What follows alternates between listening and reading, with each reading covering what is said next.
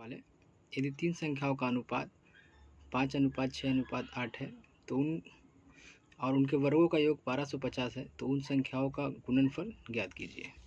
जो दिया हुआ है तीन संख्याओं का अनुपात 5:6:8 दिया हुआ है।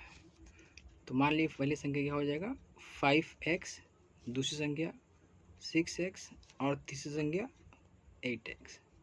और जैसे कि प्रश्न में क्या बोला है कि तीनों संख्याओं के वर्गों का योग, मतलब पहला संख्या मतलब 5 का स्क्वायर प्लस दूसरा संख्या 6 का x का स्क्वायर और प्लस तीसरी संख्या 8x का स्क्वायर, तीनों को जोड़कर कितना आ रहा है 1250 आ रहा है।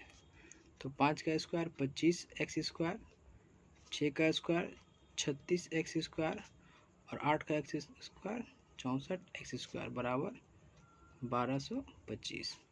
इन सबको जोड़ेंगे तो आएगा 125x स्क्वायर बराबर 1225। तो x स्क्वायर बराबर 1250 बटा में 125। इससे हम काट देंगे 10 बार में कट जाएगा, इसलिए x स्क्वायर बराबर 10 आ गया। और इसलिए x का मान कितना आ जाएगा हमारा √10। तो हमें x का मान √10 मिल गया है। तो क्या निकालना है हमको, तो पहली संख्या क्या निकल गया हमारा 5 × √10 10 बराबर 5√10। दूसरा संख्या क्या हो गया 6 × √10 बराबर 6√10। तीसरा क्या हो गया 8 × √10 बराबर 8√10। और हमसे तीनों संख्याओं का गुणनफल पूछा है मतलब 5√10 × 6√10 × 8√10। तो इनका गुना करेंगे तो कितना आएगा 5 × 6 × 8 × 10 × √10। रूट के अंदर जब दो एक ही अंक रहता है तो एक अंक क्या आता है बाहर चले आता है। यहाँ पे 3 रूट में 10 है तो एक 10 क्या हो गया बाहर आ गया, अंदर में एक रूट में 10 रह गया।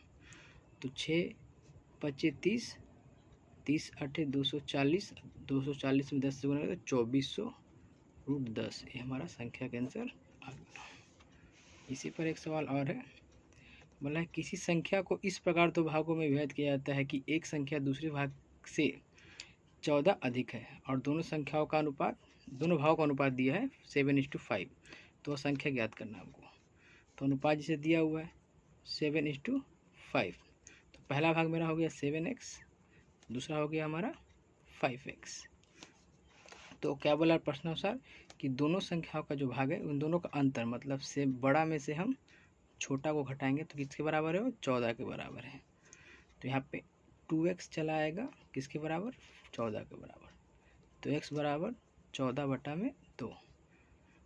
2 से 14 काट देंगे 7 बार में, इसलिए हमारा x कितना आ गया 7। तो हमसे वो संख्या पूछा है तो संख्या कितना होगा 7x + 5x बराबर वो 12x होगा। तो x का मान हम निकाल चुके हैं तो वहाँ पे 12 × 7 लिख देंगे तो कितना आ गया 84। तो संख्या कितना है 84 है।